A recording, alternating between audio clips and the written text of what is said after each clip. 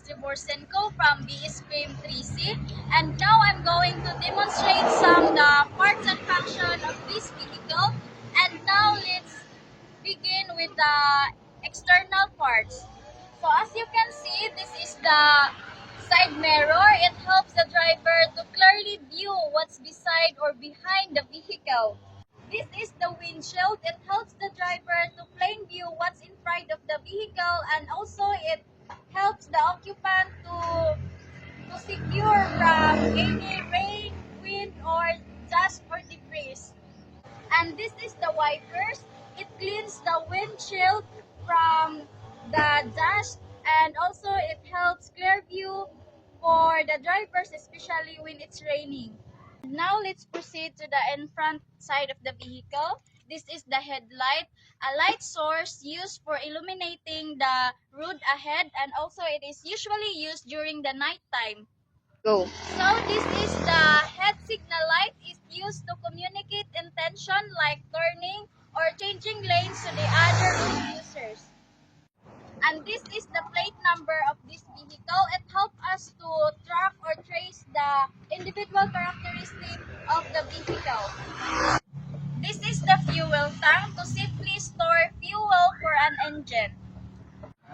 This is the tail light to signal the presence of the vehicle. This is the brake light. It gives awareness to the other vehicle or drivers that the driver of this vehicle is slowing down. This is the tail signal light used to communicate intention like turning or changing other lanes. And now let's proceed to the internal parts of the vehicle. But before that, we're going to demonstrate this. This is the knob of the door. It used to unlock the door or lock the door. Demonstrate you guys about the internal parts of the vehicle. So first one, this is the steering wheel. It helps the driver to control the direction. And this is the dashboard. This is the tachometer, the speedometer, and the fuel gauge. So this is the dashboard. And so this is the clutch, this is the brake, and the accelerator.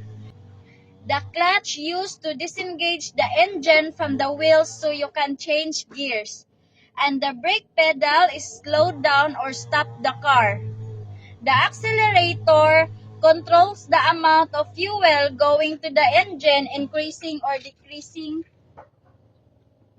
speed. This is the ignition switch where you can put the key on or the case. Then this is the start button to start the engine. This is the gear stick to use manually select gears. And this is the handbrake to keep the car from rolling when parked or used for emergency braking.